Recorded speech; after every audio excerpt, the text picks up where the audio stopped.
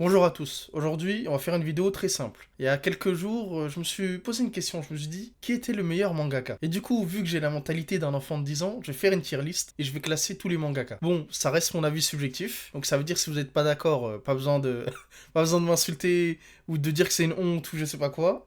Déjà, on va commencer par remplir les tiers. Donc on a Mote, donc pour mangaka of all time, légendaire, aurait pu être légendaire, bon, et anomalie. Bon, je vais pas mettre mauvais parce que je me permettrai pas de critiquer les gens, mais il y en a quand même aussi qui sont parfois très étranges. Enfin bref. Bon, déjà, on va commencer par Yoshihiro Togashi. En fait, j'aimerais le mettre en haut, mais le problème, c'est que il y a trop de pauses, mais même avec des pauses, les gens ils sont toujours là. Donc ça veut dire que quelque part, peut-être il le mérite. Quand quelqu'un veut commencer un animé, il commence toujours par soit Hunter x Hunter ou Full Metal. Les dessins aussi, c'est pas trop ça, mais bon, après les dessins, bon. Et j'ai envie de dire, pourquoi t'as besoin de dessins quand tu fais qu'écrire du texte? Alors, je vais le mettre en légendaire. Le problème, c'est qu'il est pas constant. Alors, ok, il est malade. Mais j'ai envie de dire, en tant que client, c'est pas une excuse. Nous, on est des consommateurs. On a ce droit à la qualité et à la quantité aussi. Alors, ok, il est malade, dommage pour lui, j'ai envie de dire. Mais je pense que sans maladie, il aurait été tout en haut, hein. Donc ensuite, pour le prochain, les problèmes. Les problèmes. Reiji Miyajima. Voilà, c'est comme ça que ça se dit. Bon, lui, c'est direct ici. En fait, les gens, ils pensent qu'il y a un seul problème. Mais il y a plein de problèmes. Le but, c'est pas de critiquer pour critiquer. Mais bon, déjà, il y a le problème Run the Girlfriend. Parce qu'il a changé le visage de son personnage. Donc voilà, il ressemblait à ça, normalement. Hop. Ah, allez. Enfin, je veux dire, on voit bien qu'il y a un problème quand même. Et alors, en fait, pourquoi il a changé le visage? Bah, parce qu'en fait, il est amoureux de son personnage. Du coup, il a dit quoi? Eh ben, moi, je veux pas que mon personnage que j'ai créé, il la marie. Du coup, ben, mon personnage, ça va devenir le personnage. Comme ça, il y aura une fin à l'histoire. C'est Bourbier son truc. Mais même, il n'y a pas que ça. Il y a aussi son nouveau manga, là, qui s'appelle New Shunjin Family, un truc comme ça, je crois. Voilà, The Shunji Family Children. Ouais, voilà, ça aussi, c'est problématique, ce manga. Et même, mis à part ça, je trouve que au tout début, Rent a Girlfriend, franchement... Je sais pas comment ça a eu un animé, hein. Après, c'est les standards des animés de romance, ils sont tellement bas, ils sortent un peu tout et n'importe quoi, hein. Il y a des romances qui méritent bien plus d'être animées que ça, hein. J'aimerais savoir qui est le client, qui est le consommateur de ce produit. Parce que il a des goûts de chiottes, hein. Sans manque de respect, bien sûr. Reiji Miyajima en anomalie, ça me paraît correct, hein. Tiens, on va partir sur Masashi Kishimoto. Ça pourrait être ici, légendaire et tout, mais personnellement, un des trucs qui m'énerve un peu avec Naruto, mais surtout Naruto Shippuden, c'est que t'as plein d'infos, le lore il est incroyable, l'univers il est incroyable, mais tout ça, si tu veux le connaître, il faut aller lire les romans. Les gars, il y a combien de tomes dans Naruto? Il y en a 80? Parce que en je sais pas combien de tomes, il a pas réussi à développer ça en 72 tomes. Est-ce que vous savez c'est quoi 72 tomes? Mais bon, Naruto ça reste quand même incroyable. Mais la fin aussi, Naruto Shippuden aussi, c'est problématique. Est-ce que je le mets en aurait pu être légendaire? Ah, ça me fait mal hein, de le mettre en légendaire, hein. Mais après, il le mérite en vrai, mais bon. Légendaire, hein, c'est mérité. Je m'excuse, j'ai eu tort. Même l'impact culturel était fou. Non mais il mérite son légendaire. Bon, j'ai déconné, j'ai déconné. Du coup, on va parler de son frère jumeau, tiens. Seiji Kishimoto. Lui, c'est l'auteur de Satan 666. Il y a beaucoup de gens qui disent que Satan 666, c'est une copie de Naruto. Les deux se ressemblent, mais pas tant que ça, je trouve. Après aussi, ils sont de la même famille, donc c'est certain que va y avoir un peu les mêmes références, les mêmes thèmes. J'ai envie de dire c'est normal, mais je trouve qu'au fil du manga, il a quand même réussi à garder la ligne directrice de ce qu'il voulait faire au début, comparé par exemple à Masashi Kishimoto, qui vers la fin c'est parti en carabistouille. Et il a pas fait que Satan 66, hein, il me semble. Il avait fait un truc avec des stickers que j'avais beaucoup aimé, mais je crois que c'était Blazer ou quelque chose comme ça, non? Ah voilà, c'est ça, Blazer Drive. Voilà. Franchement, il aurait pu être légendaire. Si, bah, s'il était pas dans l'ombre de son frère, il aurait pu aller loin. Ensuite, on a Tatsuki Fujimoto, donc l'auteur de Chainsaw Man, Fire Punch et d'autres trucs. Donc, je crois qu'il y a eu un film aussi sur Look Back, il me semble que c'est lui. En fait, j'ai un problème avec lui. C'est que j'aime toutes ses œuvres, sauf la dernière. En fait, désolé de le dire, mais Chainsaw Man, je ne comprends pas comment ça marche. C'est-à-dire que j'ai vu le film, il a fait des chiffres, je me dis, mais qui sont les fous?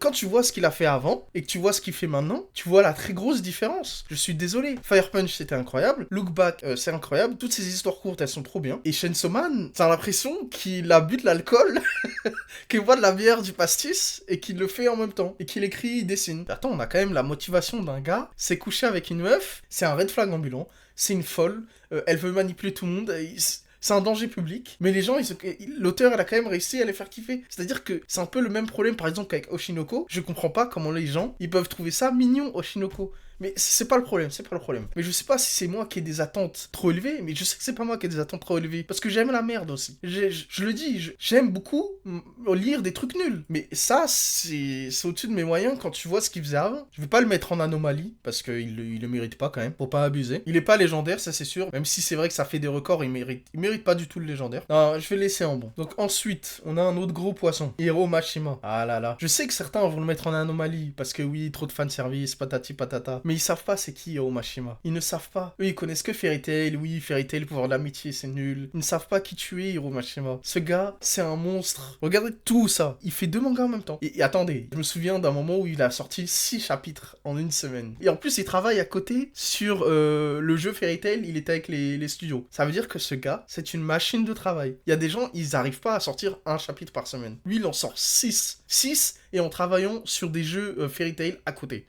Alors ok, le jeu Fairy Tail, il était nul. Ça, c'est certain. Mais il a quand même travaillé avec, tu vois. Donc pour moi, je vous le dis tout de suite, ce mec ne mérite pas l'anomalie. Ce mec est un bosseur. Bon, on dirait pas à sa tête, et on dirait pas aussi à cause du manga, mais ce mec est un bosseur de fou. Donc il ne mérite jamais l'anomalie. Maintenant, il faut aussi aborder les points négatifs. La fin de Fairy Tail, c'est pas trop ça. L'histoire, c'est parti en carabistouille. Il y a aussi beaucoup de fanservice, malheureusement. Après, est-ce que c'est forcément un défaut, le fanservice? Telle est la question. Après, lui aussi, il abuse du fanservice. Surtout que c'est même pas un ecchi, Fairy Tail, c'est un shonen. Est-ce qu'il serait pas trompé de genre un peu? Sachant qu'il faut aussi prendre en compte que le gars n'a fait aucun échec. Rave, succès. Fairy Tail, succès. Eden Zero, succès aussi. Sans Year's Quest, qui continue encore, succès aussi. Dead Rock, ça c'est un peu trop tôt encore. Donc, mais il est encore là. Donc j'ai envie de dire, ce gars est une machine à fric. Il s'arrête jamais. C'est-à-dire que tous les mangaka, eux, restent chez eux pour dessiner. Mais lui, il s'en fout. Lui, il dessine dans le métro, avec le sourire. Voilà, je fais ma petite planche, je me casse pas la tête. Non, ce gars est fort. Est-ce qu'on le mettrait pas en légendaire? Est-ce qu'il mérite vraiment d'être à côté de Togashi et Kishimoto? Ça me mettrait mal quand même de le mettre à côté. Mais je l'aime beaucoup ce mangaka, parce que il est fort, il travaille. C'est une qualité que très peu de mangaka ont, de travailler autant, de pouvoir travailler autant. Donc je sais pas, je pense qu'il aurait pu être légendaire. Parce que ce gars, s'il avait pas bâclé sa fin de Fairy Tail, et qu'il faisait un peu moins de fanservice, il aurait pu devenir légendaire. Mais je pense vraiment qu'il est, même sans ça, il est aux portes du légendaire. Là, on va partir sur un mangaka beaucoup moins connu que lui, Satoru Noda. Même si j'aime beaucoup Golden Kamuy, je pense qu'il mérite pas de se retrouver autour de ces personnes. C'est le plus simple à choisir, je pense que je le mettrais ici. Dans bon, Golden Kamuy, ça reste quand même très bien. Même Dog's Red, hein, du peu que j'ai lu, c'était correct. Donc ensuite, on part sur un mangaka encore moins connu que lui, mais c'est Kiyohiko Azuma. Ce gars, c'est l'auteur de Yotsuba E. Donc c'est un truc, quand tu le lis, t'es en dépression, c'est fini la dépression. Alors ça reste un truc de niche, c'est joyeux, c'est solaire, t'es content quand tu lis. Mais c'est un truc de niche. Donc c'est sûr que ça va pas attirer beaucoup de monde. Y a pas beaucoup de produits dérivés, je pense. Tu sais quoi, j'en ai jamais vu, mais ça se trouve, ça existe. Hein. Ok, ouais, il y a des figurines, Ok, il y a des goodies. 1, 2, c'est tout. Moi, je trouve qu'en tant que produit de niche, t'es un consommateur, tu vas lire un manga, tu veux retrouver le sourire, ça fait partie de ces mangas qui, je suis désolé, sont légendaires. Combien de personnes ont lu Yotsuba et sont sorties en disant « c'est un manga incroyable, je le lis dès que je vais pas bien ». Bon. Après, je dis ça, mais ma mère, j'ai voulu qu'elle lise pour retrouver le bonheur. Elle s'est endormie en 1 minute. Elle a dit que ça l'a endormie. Donc j'aimerais comprendre comment ça a réussi à l'endormir. Mais pour le coup, quand t'es quelqu'un de normal, tu kiffes Yotsubai. Donc pour moi, c'est un mangaka de niche, mais légendaire. Il le mérite cette place. Yasuhisa Hara. Bon, pas besoin de le présenter, auteur de Kingdom. J'aimerais le mettre ici. Parce que je l'aime. J'aime Kingdom. C'est impossible d'être objectif à 100%. C'est impossible. Mais il faut que j'essaye. Je peux pas le mettre ici. Parce que je le sais. Kingdom, c'est bien. Mais Kingdom, c'est aussi être enfermé au Japon jusqu'en 2021, 2022. C'est quand l'arrivée de Kingdom en France? Enfin acquis en France, 15 mai 2018. Moi, je me rappelle, en 2011 déjà, t'avais les forums, il y avait des pétitions pour qu'ils viennent en France. Ça allait voir tous les éditeurs. Ça leur disait, oui, venez s'il vous plaît. Ça ne venait pas. On a eu Kingdom, il y avait 50 tomes déjà. On a eu Kingdom tellement tard. Heureusement que Meian est arrivé, ils ont pris des risques. C'était même pas un risque. On savait très bien que ça allait marcher. Ça vient aussi avec un autre problème. En 2000 jusqu'en 2022, il n'y a pas de produit dérivé Kingdom, je suis désolé. Hein. T'avais quoi? T'avais une figurine Bandai Presto qui coûtait 500 balles balles, 1000 balles de Uki. T'en avais 3. T'avais Shin, Uki et Heisei, voilà. T'avais ça en 2018, à des prix exorbitants, avec les frais de douane aussi que tu devais payer. T'avais que ça. T'as rien d'autre. Ah si, Meian, ils avaient fait des masques pendant le Covid. Pendant le Covid, ils ont fait des masques en 2018, c'est cher. C'est comme l'animé, attends, l'animé, c'est horrible la première saison. Et non, je pense que Kingdom, c'était un produit niche au début. Et pour moi, il mérite pas le mangaka of all time. On parle pas que de qualité du manga, parce que ok, Kingdom, c'est bien, c'est incroyable même. Kingdom, c'est mon manga préféré. Mais honnêtement, je ne peux pas mettre Yasui Sahara dans mangaka of all time. Je peux pas. Contrairement à cette personne que vous voyez, Osamu Tezuka. Ce gars, on l'appelait le père du manga. Il y en a qui le qualifient de dieu. Je sais pas si vous vous rendez compte. Les gens, ils devenaient fous. Ils entendaient Osamu Tezuka, ils devenaient fous. Les gens, ils se rendent pas compte c'est qui Osamu Tezuka. Bon, déjà, il a fait plein de choses. Il a fait Les Trois Adolphes, incroyable. Le Roi Léo, incroyable. Le mec, il s'est fait plagier par Disney. Je sais pas si vous vous rendez compte. Disney, il te plagie tellement t'es incroyable, ils viennent te plagier. Ils ont plagié le Roi Léo. Et lui, il a dit, mais je m'en fous, j'aime Disney. Lui, il aime Disney, il a dit, je suis content. Dites-le que vous êtes inspiré, s'il vous plaît, c'est un honneur pour moi. Ils ont pas voulu lui donner ça. C'est injuste. Le mec, quand il était petit, il aimait Disney. Plus de 170 000 pages. Environ 700 œuvres, les gars. Ouais, Dororo aussi, hein. Dororo incroyable. Il y a eu le remake. Mais il a fait que des choses incroyables. Pour moi, c'est vraiment le mangaka of all time. Les visiteurs étrangers ont souvent du mal à comprendre pourquoi les Japonais lisent autant de mangas. Une explication de la popularité de ces bandes dessinées japonaises dans notre pays est que le Japon eut Tezuka Osamu. Le gars, c'est Thanos. Là où d'autres nations n'eurent aucun équivalent. C'est-à-dire qu'en gros, là, il chie sur tout le monde. Il dit, nous, on a eu Osamu Tezuka, toi, t'as rien eu. Sans le docteur Tezuka, l'explosion de la bande dessinée dans le Japon d'après-guerre eût été inconcevable.